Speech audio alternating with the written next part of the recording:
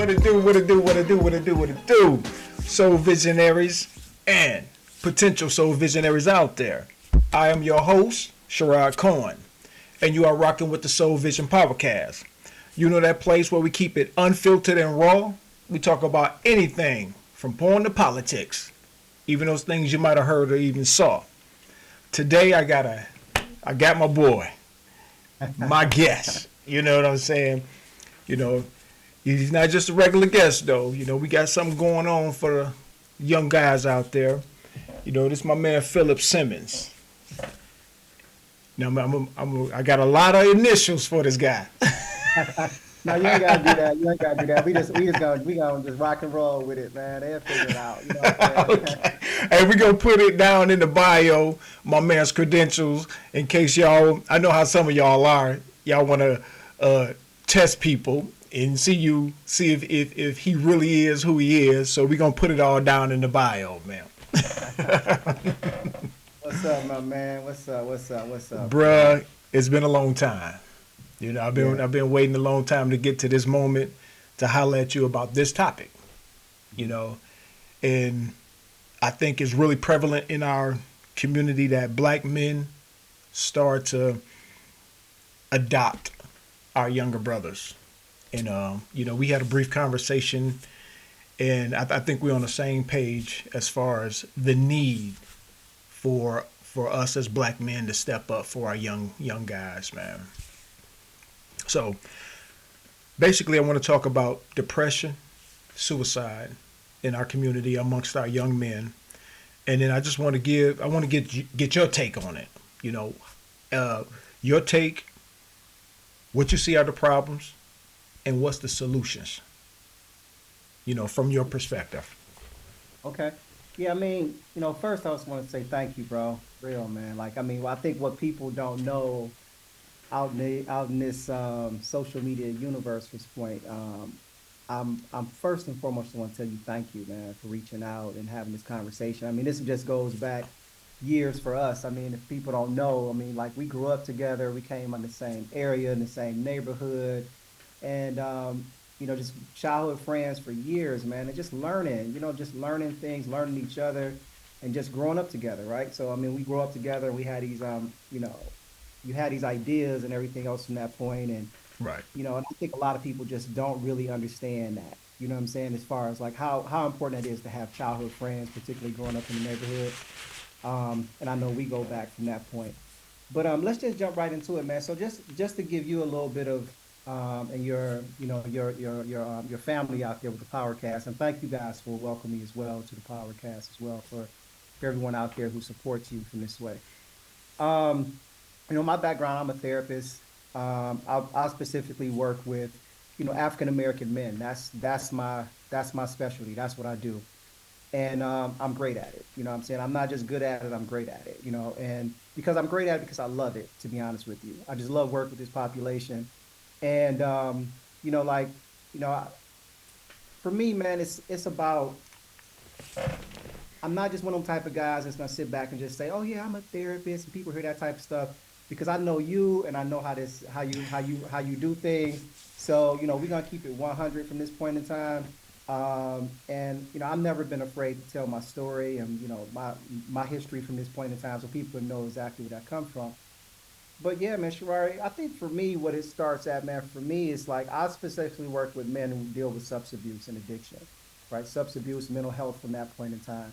And that's Okay. just coming up in the hood, man, and being in the streets and hustling, getting caught up, being incarcerated for 6.5 years in federal prison. And and I just knew, man, when I was there, I did more damage to my community than I ever really thought that I did, to be honest with you. You know what I'm saying? I mean, you know our hood, man. You know what I'm saying? Hmm. Like, just had great people. You had really good families. And I look around my community now, and it's just not the same. Decimated. And yeah, completely different. And and the unfortunate part about that, man, I got to take accountability of that. I had some shit to do with that, man. You know what I'm saying? So, that's just being honest, Yeah. and I'm not proud of it, but I did do it. Just misguided as a youth from this Right. point in time, and just thinking I knew. You know what I'm saying? Just thinking in that moment in time that I knew what the hell was going on, and I really didn't, to be honest with you. You know what I'm saying? I was really just really getting in the way, to be honest with you. I have, you make some money, you think you're doing something, but you're just causing more harm and, more damage than Right. what you see. And honestly, it just took me some time to take those years and think about that, man. So when I said I was going to come home and what I wanted to do after that, man, was just to first and foremost get my education. Because with most people, I'm not gonna sit here and be like, oh yeah, I was in the joint, man. I was hard, dog. You know what I'm saying? They was running up on me. I was knocking them out. You know what I'm saying? Whatever. You Yeah. got your short time to fight. You know what I'm saying? You got to get it in and everything else from that point. But that really wasn't what it was about, man. Like I just No. learned so much, man, about myself. And I've always been a nerd, just straight up. I mean, you know that coming back from school because you was in them same AP classes that I was in. So you know what I'm saying? We both was these nerds from this point in time. But we had to understand what that was and understand like, because if you was smart in school during that time, you always kind of knew you were smarter than some of your friends from this point in time, that you just kind Hmm. of liked education a little bit more, but we also bonded in sports and everything else from that point in Yep. time. So you kind of sugarcoated a little bit, right? You know what I'm saying? So, you kind of talked down on a little bit because you really want to be accepted a little bit more. So the times we was skipping school, man, going to the back in the back smoking weed, you know what I'm saying, and drinking and shit like that. There was a part of me that was like, damn, I do want to go to this English class though and take this final. You know Hmm. what I'm saying? So, Right. Right. I'm just being straight up honest about that. And so when I came home, man, while I was locked up, and I was in federal prison in McKean, Pennsylvania, and also in Lewisburg, Pennsylvania. I caught my case in West Virginia, and actually in Charleston, West Virginia. And I was young, man. I was 18 at the time. Came home at 24, and while I was in there, man, I wrote a letter to University of Michigan, and just told them about my experience and that I always kind of want to attend the University of Michigan from this point in time. By this time, I was in while I was incarcerated. I had I was taking some college courses there, not through the University of Michigan, but through another college called Park College, which is Park University now. Well, shout out to them, man, because they was really coming to the prison giving men an opportunity to get education. You know what I mean? Sweet. Because they didn't have to do that. They didn't have Right. to do that. And so did that, man. Came back home and I got accepted to the University of Michigan. Went to the University of Michigan, finished my undergrad, and then I went on to get my master's at Wayne State, and later on just went back and did my postgraduate studies at Harvard and leadership, so nonprofit leadership. So yeah, so knowing what substance abuse did to my community, right? What it did to my own family from this way, I knew that I wanted to just give back. I knew I could always relate to guys who was in the streets. You see what I'm saying? Yeah. So I just went back in my own community, man. Some of the places that I hustled at, one of the houses I used to actually hustle out of, man, that was a spot for me. That was one of my spots. And I just kind of went back and the house came up on the market at one point in time and I bought it and I just made it into one of my facilities. Um, so yeah, so we have 5 facilities across Wayne County. Wayne County and the Wayne County area, Detroit, that's, encompasses Detroit from this point. And all of my houses are on the east side of Detroit because I'm an east side guy. So I wanted to Right. give back, I wanted to get back to my hood. And, and just being honest with guys, man, like, look, this is my story. You guys know what it is. I'm not coming across being like, let me give you some old, Michigan, Harvard ideology and all the rest of this. It's like, no, let's sit down and just have these real conversations about what's going on. So, both of my brothers were in the streets and then eventually, they got caught up and got using drugs, smoking crack. And, so I watched what that did, man. I'm the youngest of 5. So I just watched what that did to my family, bro. Right. And what it did to my mom and everything from that point. Now, out of all that, I was the only one to, get incarcerated and do, some time. Like my brothers would be in and out of jail, but, I actually did a bit, you know what I'm saying, from Right. that point. Right. And first time ever being arrested, man, all that type of stuff. And that was the new law. So that's what happened. So yeah, I mean, yeah, man, just went from that point and just learned a lot, bro. Came back home and just really wanted to do my part, you know, and saving my own community Right. from that way. So yeah, I mean, so you know what that's like, you know what I mean? Bro, you know what? First of all, man, I'm gonna say I appreciate you coming home and coming home. Not just coming back from incarceration, you came home, right? And you came back to the place where it all started. You took accountability for your actions in this area. Because I tell everybody, hey, I'm a part of what made this place bad. So I want to be a part of what make it great. And Facts. and man, you just don't realize it mean a lot, man, that brothers like you come back after going to Michigan. You know what I mean? Because you could have slid off to the suburbs. Oh, easy, yeah, yeah, very You know much what I'm so, saying? very much You could so. have slid off, bro. You could have been like, yo, and then gave us that old watered down brother talk. You know Right, what I'm right, saying? right, right, right, But right. you came back and you being 100 with it, and I appreciate that, bro, because there's not enough of you. You know, I'm not saying that there's not any. I'm just saying it's not enough. And my thing is, I just want to get these young brothers because these young brothers are broken. Yeah, And Frederick Douglass said, it's easier to raise strong boys than to repair broken men. And I want to help raise young boys. And I'm not saying we're going to forget about the broken men because I was a broken man. I know we can be fixed. right. You know what I'm saying? You know, just like you went to West Virginia, I went to Virginia. You know, I didn't do any, hard time and all this other stuff, but the dumb shit I was doing, I got lucky and I didn't get caught up. You know what I'm saying? You said your first time getting caught up, you Yeah, know, was a bit. yeah, I did the overnight here, drunk here, 2 weeks here. Look this dumb shit, and they were like overlooking it, like, okay, you're not really bad, and boom, I'm out doing the same dumb shit all over again. So I'm just saying I'm gonna give you your flowers now, and I appreciate you coming back, and especially you saying I'm specializing in my brothers, yeah, and you said you're great, and you're great at it because you're passionate at it. yeah. And like I said, man, appreciate you, man. Man, Schreier, that mean a lot coming from you, bro. I mean, it really does. I mean, and I'm not sugarcoating that, man, because our relationship throughout the years. You know what I'm saying? Because we know what that was like, honestly. You know what I'm saying? Being two young brothers coming up in the '80s, man, and in the community from this point in time. I mean, we always, from sports. That's really what saved me a lot of times, man. Honestly, the sports, man. Hmm. So a lot of times we just automatically had really good coaches. You know what I'm saying?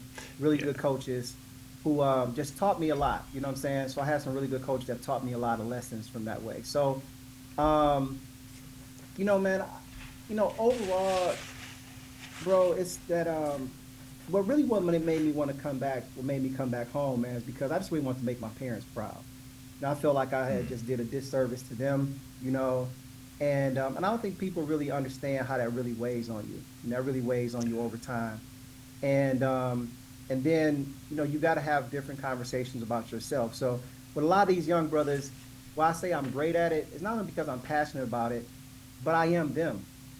You see what I'm saying? Like I am you. Like I grew up in this neighborhood. I live in the neighborhood. I had the option, like you just said, to move to different places, but it was important for me to be in a neighborhood and so they can see somebody who they can touch and have conversations with and talk to from this point in time. So I didn't want to run from that. And so throughout time, man, I just learned a lot about myself. And so when I say I'm great at what I do, it's just merely having conversations with brothers. Like, yeah, man, we go through some hard times, and depression is going to happen. Depression is going to happen, particularly from a lot of young brothers this way. A lot of times, you don't really know what emotions are, and I think it's just us really trying to understand and really handle what emotions really are, right? So, from a clinical perspective of that, emotions are just chemical outbursts, right? Chemical emotions, chemical reactions that are hormones from this point in time. That also creates from part of neurotransmitters in our brain from this way in time. Usually takes place in the limbic system of the brain, like the middle part of the brain, where you have most emotions start to come from, right? And so a lot of times we wasn't taught how to handle those emotions, right? Right. And let's be honest, there was times you got emotions of anger and frustration and jealousy and disappointment, anxiety, all these things, but you didn't know how to characterize them. Even now as an adult and being a therapist, there's times that I still have, thoughts, that stuff that happened, and you're like, it all becomes encompassing. So like I Okay. get angry, at something. And then all of the anger comes back from this point in time. Like if I felt somebody wronged me in some sort of way, right? So, I'm just going to say how this works. And I think a lot of times we don't really understand how this works is the fact of like, somebody wrongs you in whatever way. Okay. Now it's not just the feeling that, okay, you said something to me that was fucked up. I take it all in now. From that shit, go way back to childhood. I may be feeling about, man, when I was on the playground and dude checked me for something, I didn't get a chance to get my leg back from this point. And so Right. now, what I'm saying, I'm processing all of that because I don't know how to segregate that. You see what I'm saying? I don't have the emotional intelligence at that point in time, which ultimately emotional intelligence I think is so overused in regards to how people try to, frame it to fit whatever reference they want to fit it as.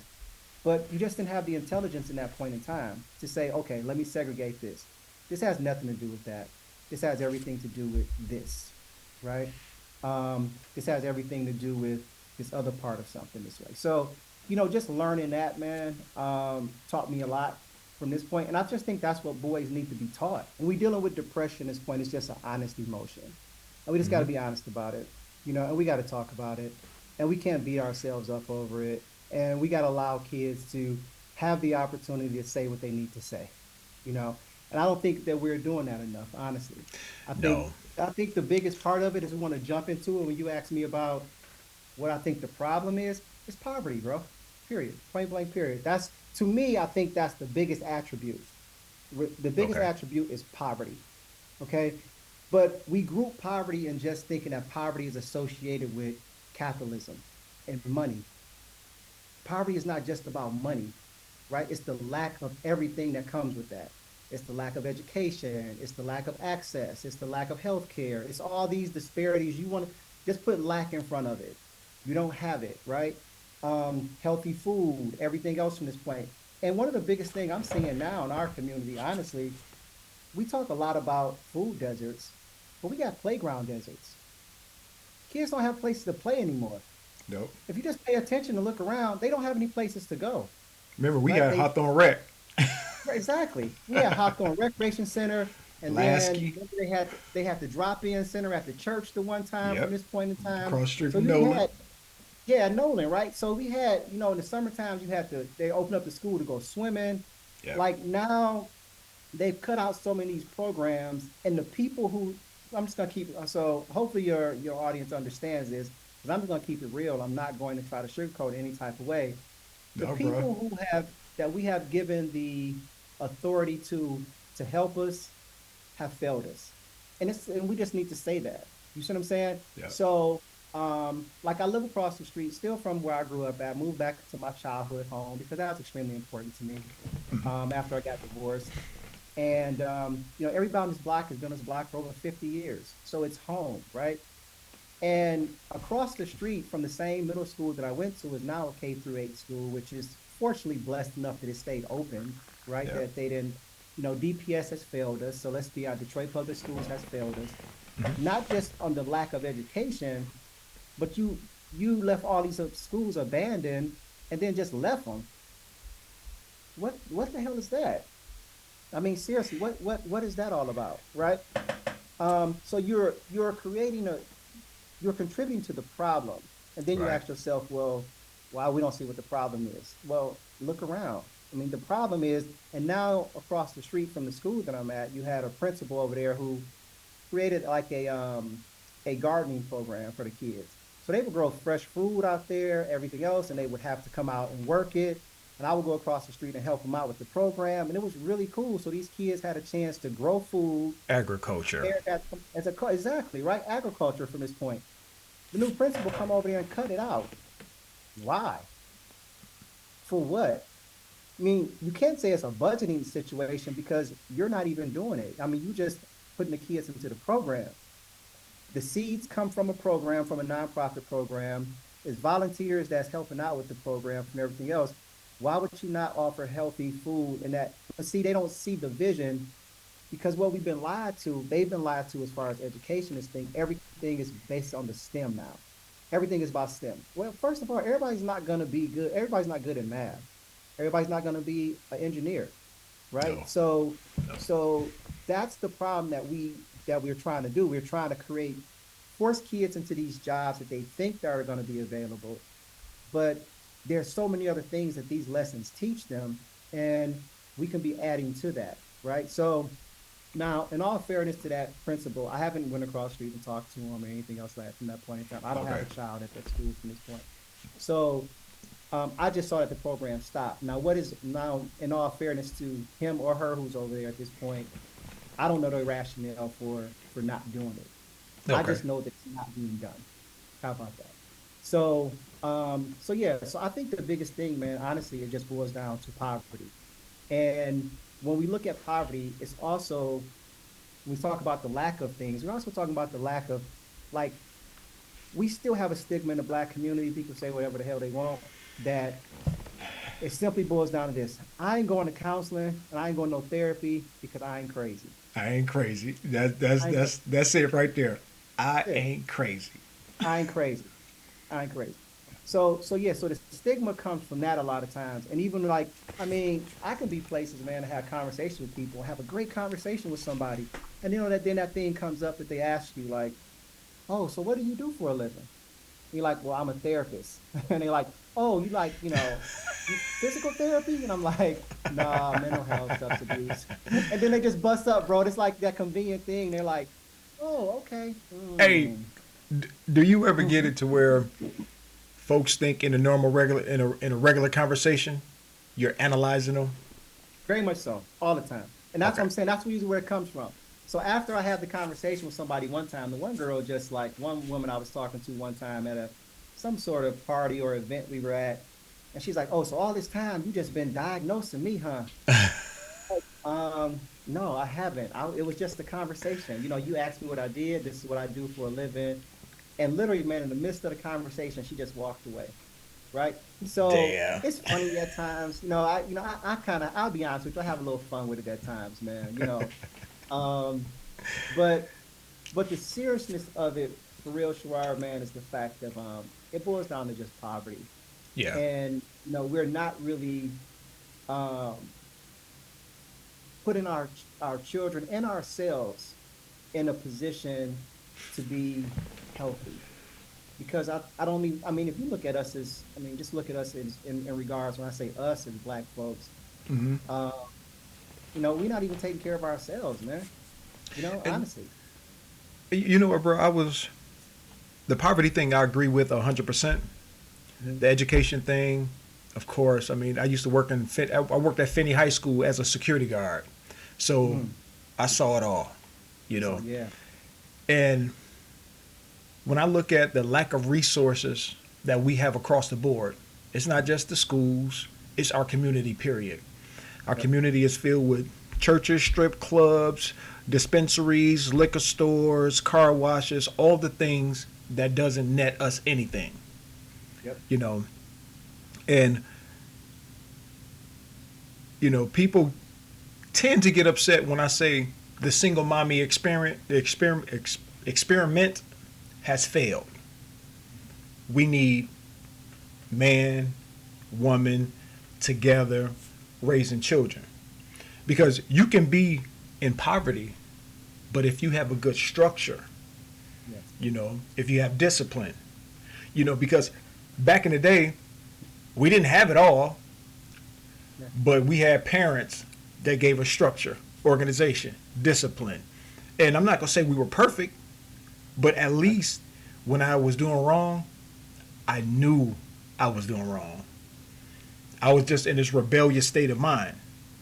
But I wasn't able to change what I was doing and who I was at that time until I just realized, like, this ain't me.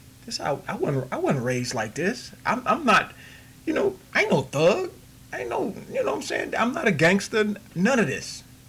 But I think a lot of our children now, they don't know what direction they're going. Their parents don't know what. I mean, I worked at Head Start for a minute too. Bruh, the babies come to school smelling like weed. You know what I'm saying? It's like y'all can't hold off for a minute just to drop them off. So poverty is, trust me, the lack of resources, the lack of everything. Because I used to tell those kids, hey man, you got to worry about the school to prison pipeline. They're getting y'all prepared right now, but you can fight that. Hey, all you got to do is go to class. Whatever you put into class is what you'll get out, right? And to me, they can work hard in school, but when they go home, they don't have support. You know what I'm saying? I had my brothers and my sister. My pops and my moms, their education wasn't the greatest. But at the same time, they knew how important it was. And my brothers and my sisters would step up. Hey, whatever they didn't know, they helped me out. And like you said, we had sports. We had the sports. We had the camaraderie between us, the whole 9 yards. Gangs wasn't banging in our hood like that, But the 80s did bring in destruction. Yeah. To our the crack epidemic came through, and it hit us hard. And I didn't get into it at that time, but I saw what happened to the people around me. I won't name names. Yeah. You lived it. But I'm sitting there, and then one day I get off into this rebellious state of mind. My pops can't tell me nothing. What they say, I start smelling myself. Get a couple females on your line, and now you trying to say, okay, man, hold on, wait a minute. The women like the dudes that got the cars. They got the top tens on, the kangaroos, the Max Julians, the Longines watches. It's like, oh man, I gotta start getting some bread. And so we can get money, but we gotta be taught how to use that money, how to create resources, how to take that lack of and turn it into a motivator to say, you know what? Okay, we didn't have this, we didn't have that. Let's get those things for our young brothers and sisters coming up now. Yeah. And for what you're saying, that they took away the agriculture program, a free program. Free, yeah. That makes no sense. That's almost deliberate to me. Yeah. Yeah. But you're right. And most of the times, man, I mean, it's such a profound perspective that we really have to have. You know what I'm saying? And I think that, how can I just put this? And so everybody can't get access. Let me just say it that way. And I think what's happening a lot of times in a lot of these programs, because we're giving, because I've worked always in nonprofit for years from this point in time, sometimes they're giving funding to people, but they're giving it to the wrong people. I'm just going to be honest with you. They really are. You know what I'm saying? And you get people who either the one extreme for it, like you get those who, may have a really good program, and it really may be with the ideology may be good starting off from this point in time, but money just changed the situation for a lot of people, right? Right. So some people get the money this way, and they don't necessarily operate the program. In my opinion, in my experience, let me just say it this way: you have some people that's doing great work. So I'm not going to say everybody. There's people out here who's doing great work, And then you have those who are just talking shit, to be honest with you, you know. And they got, and just like anything else, when you got somebody in the streets and who got the gift of gab, and you know they can talk themselves into some shit and talk their shit out of some, talk themselves out of some shit. You kind of have the same thing going on from this way as well too. Okay. Um, but what I say when I say that they're the wrong people who getting the money this way, it's just that it has the appearance that something is working because we like shiny things. When you in poverty, you just like shiny shit, right? If it's new, then we equate new with good, right? We Right. equate new with we equate shiny with effective, and the two just don't go hand in hand a lot of times this way, right? And so, but we don't question it because we don't get a chance to. People don't see the numbers, and the numbers will speak for themselves. It's just that we have to be honest and have the right people at the table, regardless of what that person. Just because somebody don't have this type of education or anything else like this, Right. but this person has the passion and they truly care and they're willing to play a role from this point in time, right? Like Right. everybody does not going to come in and be the um, the CEO, and everybody's not going to be the executive director of a program, and that's fine. But if you can show up and just do your part, because the kids need to see you from this point in time, and not even just the kids, but the families need to see you this way as Hmm. well too, that you really care. And I think that's really honestly what's grown my program, man, throughout the years from this point in time. It's been 15 years from this point. You know, we've had some amazing funding. We got some funding cuts. I mean, welcome to nonprofit. That's just how this thing works. Right. But none of that stops. You see what I'm saying? It doesn't stop the work. And I think for me, that's what always mattered to me. It's just that, so with my guys, I have transitional housing. So they actually live at the facility. So Okay. when my guys come in, you know, you get to talking to them and you get a chance to have real conversation with guys that the same thing that we grew up with and dealt with, they dealing with, man. I mean, you know what I'm Right. saying? Like everybody's situation is not the same, right? The same way how you just talked about that. I was fortunate enough that I had a two parent household until I was 14 years old, and my parents separated from that point in time. But my dad always had a great relationship, and I watched co-parenting work after that. You know what I'm saying? Like my Right. parents had a great relationship from this point in time. So I knew that co-parenting can work from that way. So I was blessed to see that. And my mom allowed my dad access, and I want to say allowed because we feel like, you know, okay, that's less than. But Right. and it was times when, you know, my dad showed up and sometimes he didn't. And I know I didn't hear it myself, but I know my mom kind of got in that ass a little bit, like, hey, look, you ain't gonna have him just waiting around. That's my baby type of deal. Hmm. Um, and because shit happens, we get busy, stuff happens from this point. But my dad was always there, right? So I had a great relationship with my dad at this point in time. Um, but I think what comes back when we talk about, like you said, to go back to our issue on poverty from this point in time, we have to begin to have an open conversation in our community to change the ideology of what we think poverty really looks like and what poverty is. Because, I mean, let's be honest with you. You got a dude out here, I mean, I see dudes out here all the time. They getting money, they driving this, they pulling up to the school, man. They dropping their kids off in the, you know what I'm saying, in the Audi and the Maybach and all the rest of the type of shit. Right. But okay, well, what's the long term plan with that? And what school are you dropping them off to? If you're gonna do this, man, pay for them to go to, you know, put them into another experience. Have them go to a private school some fucking Yeah. where. You know what I'm saying? Like, think through the process. You know what I'm saying? From this point in time, like, I'm not trying to. I guess I am trying to tell you what to do with your money. So I don't want to be the point where like I don't know. Not I'm not trying to take accountability for some stuff. But we have to think about. You just have to be there. You see what I'm saying? Have Right. conversations, like you said. I worked the dad's program at the school that my kids were at, and we just had a morning program, the dad's group, and like I say, I would go to the car and let these kids out, and like, come on in, let's get the kids on up in here. Man, you open up that damn door, and I'm like, damn, they've been blazing like a mug up in that boy for a minute. You know what I'm saying?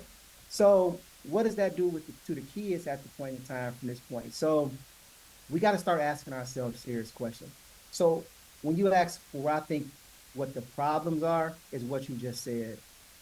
You said a key part to me when we grew up, and I don't want to be that type of person like, oh, when we grew up type of deal. But you had ethics and values and morals, and you know what I'm saying, and that stuff was taught in the household, right? Like Yeah. it was taught, you know, like I couldn't just skip school and be like, oh, I'm gonna skip school and come home. I had to pass Miss Johnson's house. I had to pass Miss Ramsey's house. You know what I'm saying? Like at some point in time, then my mama find out and I'm getting a whooping, and she's like, I'm like, how did you Yeah. know? I got eyes in the back of my head, boy. It's like, no, because people were snitching. That's what they were It, doing. You know what I'm saying? but it was a And healthy snitchy. yes, thank you. And that's the difference, right? Because they were snitching because they cared about you, Right. right? Those who don't say shit and you expect change, then you can't have it that way, right? You have to be able to tell a kid and pull a kid to the side, man, and say, listen, look, man, I ain't gonna even say it. If even if it was somebody who didn't say something to my mama, they pulled me to the side, but look, let me tell you something, man. You got this opportunity. Go, do something with your life from this point in time. I think now we're just afraid to have conversations with a lot of these kids. Well, you know what? I'm gonna Mhm. stop you right there. It's hard to talk to these kids because the parents will be Yeah. upset. You know, Mhm. it, you try to correct the child. Next thing you know, you got 27 people outside. You cuss my baby out. No, I told your baby not to do X, Y, and Z because these are the consequences. I'm trying to Yeah. stop your baby from doing some dumb stuff and hurting him or herself because Yeah. maybe I care about your kid more than you do. You know what I'm saying? Yeah. I'm one of Yeah. those. I'm one of those dudes. When I see them young men walking with the head down, bro, lift your head up. Look Mhm. me eye to eye. Come on, man. Shake my hand right. Then I had a young man give me his fingers. No, man, give me your palm. Give me some strength. Yeah. And I keep hearing women say, "Hey, I can raise boys to men." Hey, I'm not saying that it doesn't work sometimes. I'm just saying look at the overall picture in the black community and tell me that this is something to be proud of. Yeah. Yeah. You Good know, point. and I'm not saying that it's women fault. All I'm saying is right now is that they purposely divided the man and woman, took the man out the household. And this is another conversation for another day, but hey, we do have deadbeats, right? Child Yeah. abandonment issues are real, but we also have parental alienation. Yeah. That's real. If we're going to talk about one, let's talk about the other. And then Yeah. once we're mature enough to talk about both, we can start solving some issues. Like you said, you saw a healthy co parenting situation. Yeah. These kids don't see that. Yeah. You know what I'm Yeah. saying? Yeah. And I agree with you on that, man. And I'll say this too, like, and you're right. There's a bunch of things that add to this stuff. You know what I'm saying? So, one situation not the same for the other, right? No. And so, we can't put everything in a box. You know what I'm saying? Now, our sisters out here doing amazing things. Of course, no one's not saying Yeah. that you are. You're doing, oh my God, you're raising these kids, man. You're there. You're doing the best you possibly can. And whatever little help you can get, if that brother is there, then cool, that's cool. However, it has to be a situation now. If you got somebody who's there who's willing to say, hey, look, I'm gonna take my responsibility, my role on this, babe, and I'm gonna be there from this point in time, and I'm gonna raise my kid, allow them. Allow them Yeah. to do that. Get out the Allow them way. to do that. And I think that exactly because the same way I can say and tell you I had a great relationship with my father, of course I had a great relationship with my mom as well too. But it takes two to have them, it takes two to raise them. And Mm-hmm. I think a lot of times we have to understand that because there's conversations in the way that my parents parent differently. You and I was having this conversation. My mom is from the South, man. My mom's from Birmingham, Alabama, came up here during the civil rights movement. Okay. So her way of parenting was very Southern and very strict and very rigid. That thing go what goes into mom, what's said here stays in this damn house and this type of That's thing right. from this That's point in right. time, right? Where my dad was initially from Ohio, right? My dad's originally from Ohio from this point. And my dad and my mom had different upbringings, right? My dad was much more it was just him and my uncle. My back in the day, my grandmother at that point in time, I mean, this is years ago. Like, so my grandmother was middle class. She was a surgical nurse at Cleveland Clinic, right? Back then, right? Back So then. man, you back then, okay? Okay. My grandfather worked at at Uniroyal Tire, you know what I'm saying? Back That then. was a You biggie feel back then. yeah, yeah, you're right. So, so my dad went to private schools, went to, Catholic schools from this point in time, but he had got rebellious at some point in time and, was like, Okay. hey, I just want to but he was a spoiled kid. But the way I never got a whooping from my father. Never. Never got a whooping from my father. And I'm just giving to people some background. Now my mom beat that ass. Now that's Mhm. different. You know what I'm saying?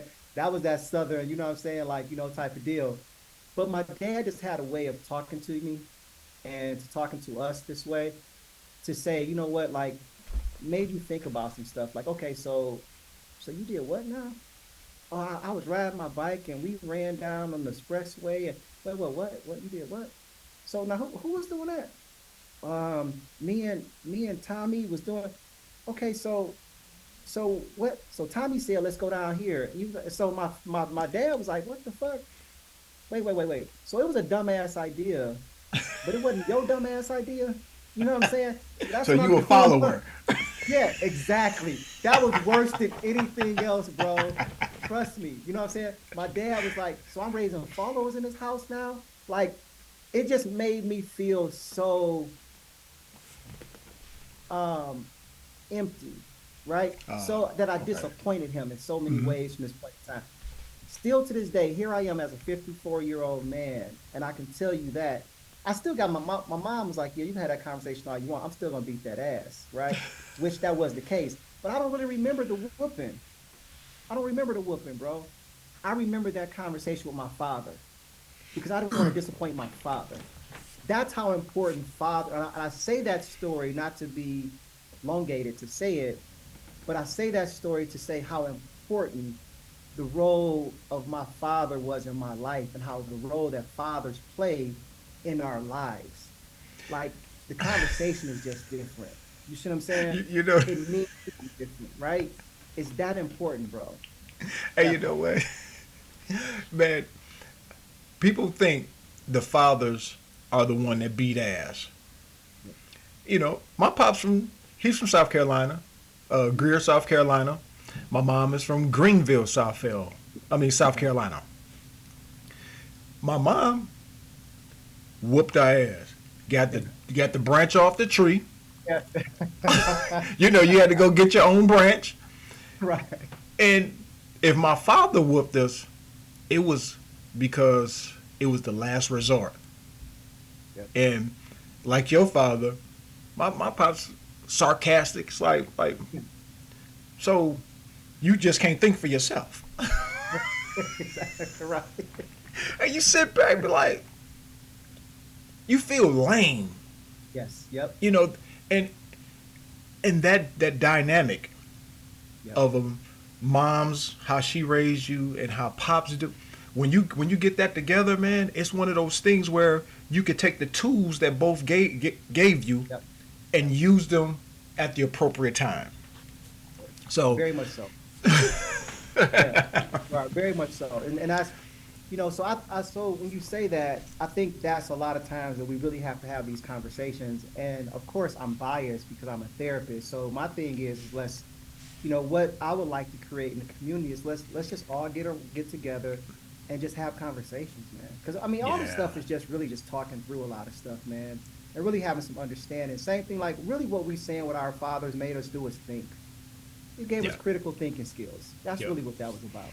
But of course, that's not. We didn't sit down and say, "Come here, son. Let me talk to you about these critical thinking skills." You know what I'm saying? No, that's No, not what that was. It was just this is the way how they saw it. Like, if right. I can reach you from that point in time, I need you to use this big brain of yours to make better decisions at the Mm, same time. At this point, right? So either way, I want you to change the behavior. Now, the punishment from my mom aspect was it was like, okay, I'm a punish you physically, and then you will learn from that point, right? Which is one way, right? I mean, hmm. punishment comes from this way. You can learn from this way. But the one that was more effective to me, to be honest with you, was the times when I had those conversations, and it would just made me think that, yeah, that's probably not a good decision. You know what I'm Yeah, saying? From that point, I probably need to think through this a little bit better. But we also have to have that conversation as parents to be able to do that. And like I said, like with my oldest daughter, who soon to be 26, which is crazy to say that shit. Man, wow, that's crazy. Me and her mom, we met in college, and we were together for, man, nearly 8 years from this point, and had our daughter. And me just making mistakes, man, and not knowing some stuff, and I fucked that relationship up. You know what I'm saying? Because Okay. she held me down. She was definitely there from this point in time, and I can take accountability for that now. I just didn't have the tools at that time, Sherrod. To be honest, I just didn't, bro. I Oh just didn't yeah. have the tools. I understand. And I think, and most of us don't. Most of us just don't have the tools at that time to either have some humility, some understanding. Shit, man. Somebody smiling at you, and you're like, damn, okay, shit, nah, damn, I might have to try to, you know, tap that or do something like this, not knowing what I'm putting in jeopardy. You know what I'm saying? Not knowing how Right. I'm putting somebody this way. You know what I'm saying? From that point. Um, but now, fast forward during this time, one thing that her and I was always able to do during the midst of all of that, we co-parent really well once we broke up. We Sweet. broke up. Now we Sweet. had our now initially it was tough. I'm gonna hold you up. It was that back and forth. We was she was angry, so she's doing some tough stuff that's saying like, hey, I know it to hurt you on this point in time, and I'm doing my stuff to be like, okay, well I know how to hurt you on this point in time, on certain things this way. Um, but then I remember asking her one time, man, this was like some years ago, and I said, well, what made you stop doing that? What made you miss point? And she was like, you know what? I just got tired of being mad all the damn time. She's like, I just Mm. got tired of being mad all the damn time. And I'm kind of getting emotional as I talk about it now because I was feeling the same way, you know, because I loved her. I did. I still loved her, period. I just did. But my ego wouldn't allow me to admit that. Bruh. My ego wouldn't allow me to admit that, bro. That three-letter word And is a big trouble sometimes. yeah, bro, it is, man. It really is. But that goes back to like you just said about the conversations that it's skill sets that you just don't learn all the time. You know what I'm saying? And Right. so it takes time, it takes experience, right? To get to that place.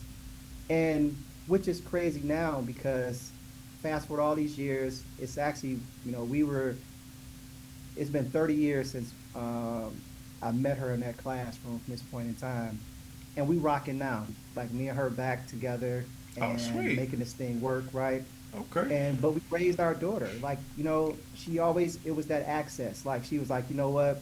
I know how much she loves you, and I know how much she loves me, and we figured that thing on out, you know.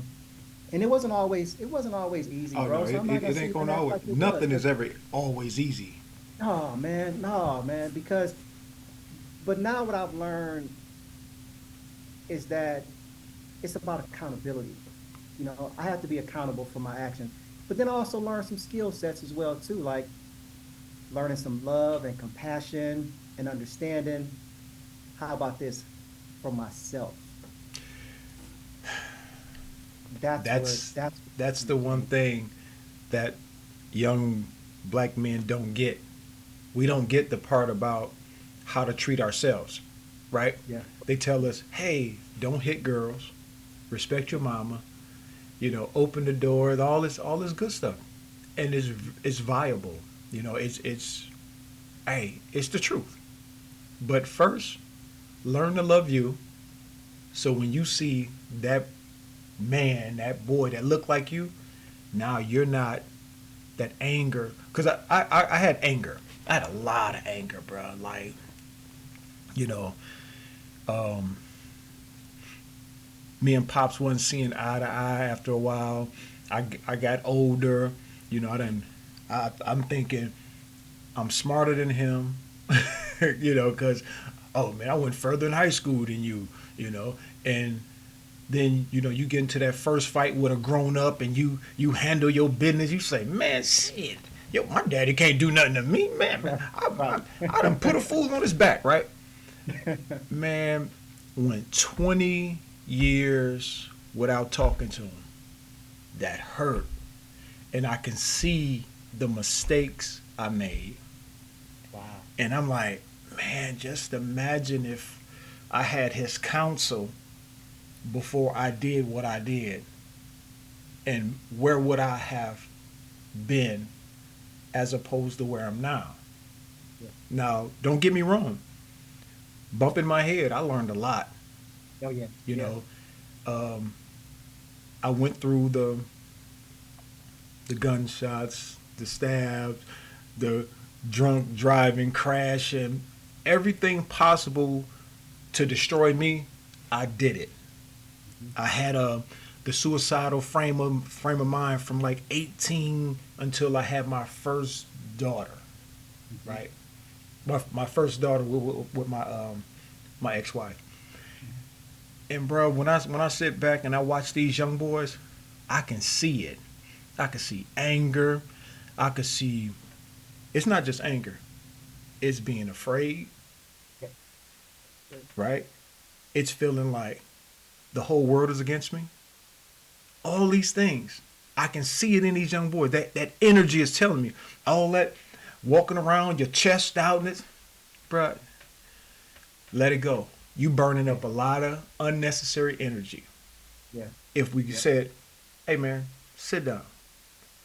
Write down a list of everything you like about yourself. At that time, I couldn't write shit. Exactly. Yep. You're right. Yeah. So, Yeah. I want to get with you, reach out to these young boys, try to develop something because I want them to learn how to love themselves. Yeah. You know? Yeah. Yeah, and I mean, and I just want to piggyback on what you said from that point because, like I said, we can throw a bunch of, attributes out there like, poverty and everything else from this point in time, and that encompasses so much. You know what I'm saying, man? Mm-hmm. You can go anywhere in the whole world with poverty as far as whatever. We can go down the line with that. Yep. But really, what it's based in, man, is insecurity, like you touched upon. It really is, man. Yep. It's insecurity. A lot of times, I was just afraid, like you were just saying, and I see it. And you're right. It was this way that no one really understood that, but it really was based in fear. The way I was operating with this false bravado. You know what I'm saying? Of just Oh like, no. man, look at me, see what I got. You know what I'm saying? Let me Yep. do this Yep. type of stuff. If I do this type of stuff, then I'm better than this type of dude, and all that is just not true. You know, Yeah. um, but that takes time. That takes time, particularly when you don't have it. For somebody to sit you down and say, "Listen, man, like, you're not a punk. You're not anything else like that. If you choose to walk away from something, you know, you're not a punk or you're not anything else. If you like Trey and the and Boys in the Hood, you be like, man, let me out. You let me out right now, man. You know what I'm saying? Like, Yep. don't let anybody think that that's the case because some of the hardest dudes that I knew, and we ain't gonna name no names. These dudes were straight up. Let's be honest, we know these dudes are straight up killers. Like Right. these dudes straight up, you know what I'm saying? But these were the coolest dudes that we knew at the same time. They was funny. They was just And you know what? hilarious dudes. You said the magic word. They were clown. Yes, And yep, yep, yeah. But later on, what you realize is just that damn, like, man, when I look back on some of those guys, man, they had fucked up upbringings, man. Their yeah. household was fucked up, you know? And so this was their way of just saying, you know what, man, like they wasn't doing it intentionally to act out from this way in time, but it was based in fear. It was based in insecurity. It was based that, you know what, I don't want you to really see me. Because if you really see me from this point in time, you're really gonna see that I'm really hurting, that I really ain't got it like that I'm really scared from what's gonna happen from this Right. point in time, right? And so I'm gonna have this false perception or this false bravado that is coming across as this masculinity, but it's not masculinity at No. all. No. Because we're not taught really what masculinity is until we get a little bit older. I'm gonna tell you this: I don't feel like I truly knew what masculinity was until I became a father. To be honest with Oh, you, bruh. to be honest with you, bro, until I became a father, man, and having a daughter, we both had our first child is girls from this point, and literally it just changes you, right? It literally now here's from a psychological perspective. Your brain chemistry literally changed. Your neurons start to rewire themselves and they fire different, right? As far as I've Okay. become a little more in tune with my serotonin levels. I've become a little more in tune with my epinephrine from this point in time, right? understanding feelings a little bit more, right? That I have to then settle down and understand that, oh, I need to have more conversations from this point because it's a love that, man, until you have a child, you don't know what that, you don't really, you think you know what Man. love is. You think you know what that shit is, bro. You know what I'm saying? Man. Um, but it changes you. And I It think these are does. the conversations that we need to then start to now go back and have with young men this way and say, hey, listen, man, you know, I get that you don't think that this is fear, that, you tough, you want to do all this type stuff, but you can't literally, like a lot of, I worked with a program with ceasefire with guys with gun violence. And dudes are literally trying to shoot themselves out of poverty. That's really what it's about, to be honest with you. When you break it all Wow. down with all the gun violence, the reality of it is just that you really don't, if you think about it, just change the perception of it. You think you can shoot yourself out of poverty. The same way when we were selling dope, like out here selling drugs. I feel like I can hustle enough and make enough money that then I can get out of poverty from this point in time. Yeah. But dude, for real, I really wasn't thinking about like that. I was really just trying to get with the girl that was in my biology class that I liked, you know what I'm saying? And I wanted to come to school fresh, you know what I'm saying? And wanted her to choose me, you know what I'm saying? And to see me, you know what I'm saying? That's really what I was doing for real, you know? And it'd be even better if I can pull up to school in this Benz 190 and man, have everybody on my Man. dick from this point in time, right? But the reality of it is, it's just that we playing these bullshit games with our lives. With our lives, yeah. You see what I'm saying? That not only cost me 6 years in prison. Think of six and a half years in prison. I mean, I can't tell you how many times you've been somewhere and dudes done pulled out guns and you pulling out a gun and how this can go someplace completely different off of what? You know what I'm Yeah. saying? Like, so we just got to sit down and have real conversations, man, and just really get to talk to people and let them understand. Like, listen, we've been there. I'm not trying to be your dad. I'm not trying to No. replace your father. I'm not trying to do that. I just want to see you win. I It, genuinely just want to see you win. You know, and you know what? and but I want to just add to that. It's like I want to see you win, but I want you to know that somebody love you, man. yeah, It, yeah, it's not bad for us, a black man, to say that to another black man. Hey, man, bro, I love you, man. Let's stop. You know what I mean? yeah, yeah, Let's not do it. Walking away from a fight is probably the toughest thing you can ever do. yep. Very much so. Exactly. That's So that's that's real masculinity right there. That takes a lot of discipline. That takes so much, and I mean, I have my son as well. My son is, 15 and my youngest daughter is 13. And just having those conversations with him, but it's amazing the skill set that I'm able to have with him now. So this is something you and I didn't talk about before, but I mean, I was raised as a Christian from that point in time, but I converted to Buddhism and just okay, learning how to sit down and meditate and take a deep breath and be patient, you know, going to yoga, I mean, I work out and do all the rest of that type of stuff, right, but going to yoga and challenging my body and this way, because we can lift weights and all the rest of that sounds great. Really a lot of times, man, like, we used to lift weights in sports and then I went to jail. And so you lifting weights. And to be honest with you, it was all good. Like, you're doing it for two things. You're doing it for the first thing is just that it's it's all based in vanity initially. You know what I'm saying? I want to look good, and if I look good mm-hmm, this way, mm-hmm, then some girl gonna choose me. You know what I'm saying? all And right, it's all about pussy and sex at that point in time. But it also was to keep motherfuckers off my ass as well too. yeah, It was my second thought. Like, damn, okay, yes, I'm gonna be in for a little fight on that one right there. You know what I'm saying? So mm-hmm, maybe I have to go another way from this point in time, right? But that's just honest. If I'm being right, completely honest, as I got older, as I start to mature. I'm not even say older with age. I started to realize it was more about my health. You know, mm, now I'm doing things because it's the healthy way to do it. I'm yep, vegan. You know what I'm saying, from that point. And so I want to take care of this body, and I want to see what I can do with this body as I age from this point, right? right, But now sitting down with like my son and my daughter and them, and I'm like, hey, let's sit down here. We're gonna, 5 minutes and 10 minutes. Just give me 5, 10 minutes. We're just gonna meditate. And they go to the temple and they know what to do, and they sit on the cushion and and they have this meditation from this point in time. Now I can teach them that skill set, but my hope, what they're gonna have to get at their own point in time is when to apply it. When is the Right. proper time to use it, right? Because I'm still learning that as well too. You know, when you sit down and have a prayer, that I'm not just praying for to God as if it's a, because I still have my Christian belief as well, but you're not doing these things for to have it as Santa Claus, right? That you're looking at, are you really trying to be a better person on this planet? Right. And you and I have talked about this. My goal on this planet, Sherrod, man, is I'm trying to raise dope ass kids on this planet. That's my gift to the earth. I got, hey, man. That's what I'm trying to do. I can relate 1,000%. You know, Yeah, man. you like you said. See, the thing is, people got to realize you got to learn how to apply the tools that you were given. Yeah. And I tell people all the time, hey, when you stop learning, you stop living. So you Yep. got to live to learn. And Right. the older you get, from moment to moment, you should always look to become the best version of yourself.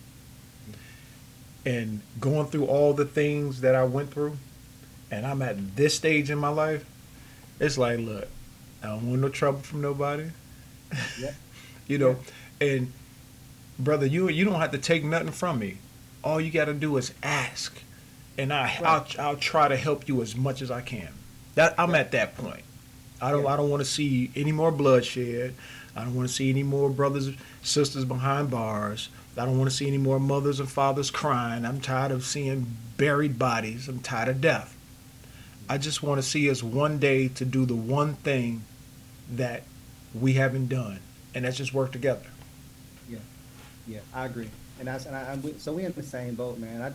So I think we can tackle what both of us feel like the solutions are, right? Because I mean, the reality is we know what the problems are. We get it. Yeah, We see it every day. We yeah. see what the problems are, right? So what's the solution? Um, it's the solution, right? So we have to really come up with the game plan that's honest, right? And Hmm. it's a game plan that's just not it's very thought out. Um, it's data driven as well too. You know what I'm saying? Okay. Because we have to look at the data and say, Hmm. okay, well, because there's people out here who are doing some very successful programs. Okay, what are you doing? How are you doing that? How can we scale that up? Right? How can that Right. become more scaled from this point? Um, and I think we also have to be honest enough to say, and I'm just gonna say it and be honest about it. You know, in the words of Meek Mill, like everybody's not gonna make it. Everybody's not gonna make it. You know what I mean? And that's the harsh reality to it. Yeah. Um, but if we can just plant a seed, just like anything else, you plant a seed and you water it, right? And you love on it. And watering it is merely for when it comes down to human beings, it's just loving on them, you Yeah. know, tell them you believe in them, following up from this point in time. But it's also having honest conversation with them at the same time and say, listen, I can't do more than you want to do for yourself. I can't do all the work, right? If it's your life, so what do you want out of it? And being honest enough to say, if this is what you want to do, because I mean, a lot of young kids I talk to, they got a good idea for what they want to do. To be honest, they just don't know how to do it. Yeah. They just don't know Right. how to go by and do it, Right. honestly. So we can't say my experience with working with being a therapist and having programs this way is that you just can't say it. You got to take them by the hand and you got to put them in these places. You got to walk them to it and say, okay, Okay. here's how it go, and I'm going to be an advocate for you right here. I'm an advocate for what you're trying to do, and I'm gonna support you on this part. And then they know, like, oh, so this is what I can do. Yeah, you can go down. You want to go take a class at Wayne County Community College? I'm not just gonna say go down to Wayne County Community College and sign up. No, we got to take our kids by the hand, take them down to Wayne County Community College, sit down with an admissions counselor and say, hey, here's what they need. This is what this young man is interested in doing. Let's have a meeting. Let's sit down. Let's talk about it. And then they get them into the programs they need to get into. And then support them each step of the way. Right. That's what we have to do. That's how we have to do as Black people, to be honest with you, in my opinion. We just can't, I can't say not my opinion, my experience. Right. I had to take people by the hand and walk them through the process to get them there, you know. But we got to get them there. That's just it, you know. Yeah. And just open up a whole new world. Like there's a multi. You don't have to go to college. I get it. You know, education was my way of going through it. Hmm. So I'm You a got huge proponent of apprenticeships. education. Yeah, but there's a bunch of plethora of ways to make a good living for yourself, Yeah. and but the goal is simply that you have to give back. You have to help out as well too. So you Yes, just sir. can't get this information, become successful because you're going to become successful in whatever way you consider to be a success. It's not always just monetary. Um, but you have to come back and give back until the next person as well too. You got to help somebody out. And, That's what it is. and you know You what? know. I, because I know your time was limited today, and but the very last thing you said, you know, it's like it's not just about getting an education, you know, it's about giving back, about showing.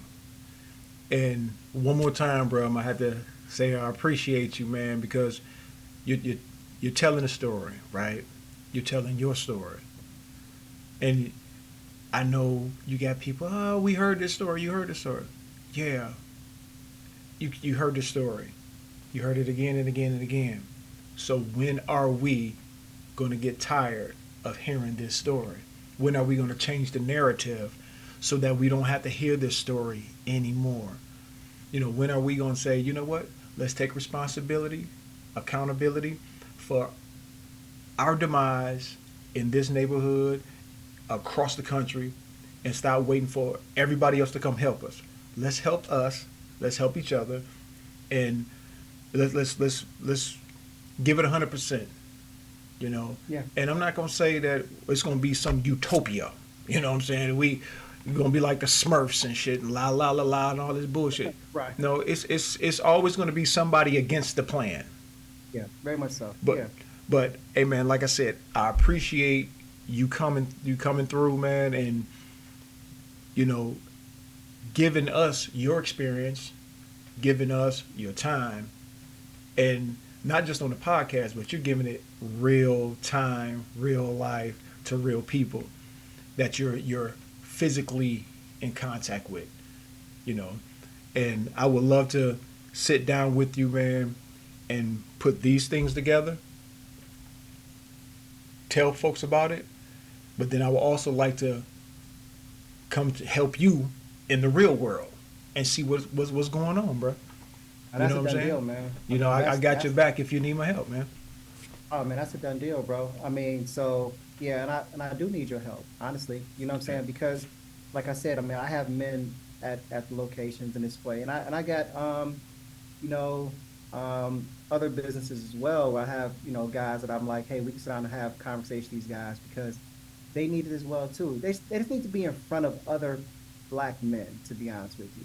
Okay. Other positive black men who are doing positive things, who've been where they've been. You know what I'm saying? Like I got a young man right now who works for me.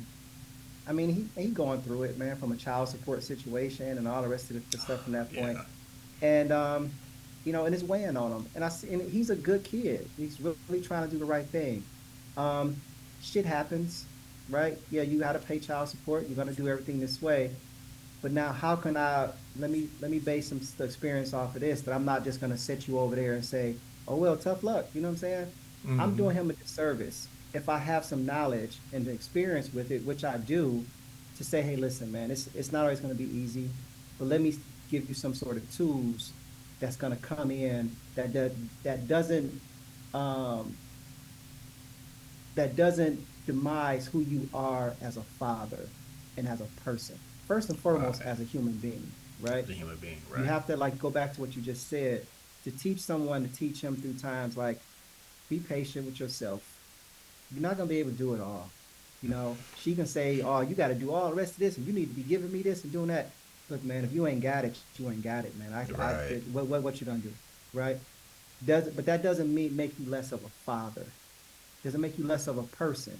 So don't think you got to jump through all these hoops all at one time from this point in time. Take a deep breath. Come on, man, let's go. Let's hit the track for a minute. Let's go for a walk and go for a talk. And that helps me out a lot. No, that helps me out. I've learned that. That was a skill set that brothers taught me when I was incarcerated. Sometimes you having a bad day. It's like, hey, come on, man, let's hit the track right quick. Let's just go for a walk. Yeah. And think about what fresh air does, right? You got fresh air, right? which increases those endorphins, increases my serotonin levels. And after about 30 minutes of being out there just talking, man, having a conversation, I feel much better. I'm not, it prevented me from being back in here and getting into a fight or anything else like that, which makes everything worse. Now I'm getting more time and all the rest of this type of stuff. Go back to what I just said about those emotions. It's hormones, it's chemical reactions from this point in time. It's our hormones reacting, and then all of this stuff, I'm angry at everything, right? Well, no, you don't have to be angry at everything. What you know, you're just frustrated with the fact that you're trying to be somebody and you feel like as if somebody's holding you back. Then okay, let's talk about it. You can get there. Those are the skill sets that we have to teach a lot of us.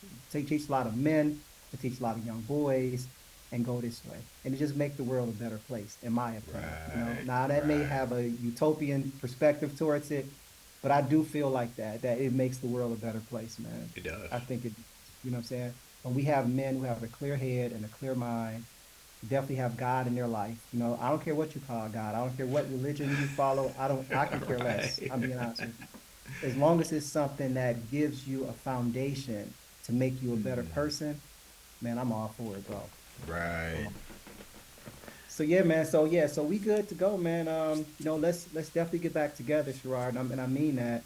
Oh And yeah. and not only just get back together, do the podcast this way. You get a chance, man. Come on and stop over to the facility, man. We're right up. Brother, I got I'm three of gonna them right definitely over in do that. crib. So Cause man, so come on, I want to man. see what you, how you do Yeah, what you do, and and that'll help me understand where you coming from with your program, what you're trying to achieve, and how I can best serve you and the folks in your program, bro. yeah. Just being there, man. Sometimes this needs conversation, bro. Sometimes, man, we just sit out there and we just have conversations, bro. We sit out there and just sit in the garage and dudes just have conversations, man. That's it. Okay. It's just cool conversation. We're brothers who just, they just everybody's trying to figure the shit on out. That's life. We all trying to figure it out. You know. Right. Okay. I got you, brother. Hey, look, man. Want to appreciate my man Phil for coming through, man. Appreciate you. His bio is going to be in the link. So for all y'all that gave us the time, check out our content. Trust me, we got more coming for you. I know we said we were going to talk about a certain topic, but this must have been the thing that need to be said, and it took precedence today. But trust me, we will get back to the topic at hand, and we're going to talk about it. We're going to kick it, and until then, we're going to rise and fly. Peace out. Peace, bro.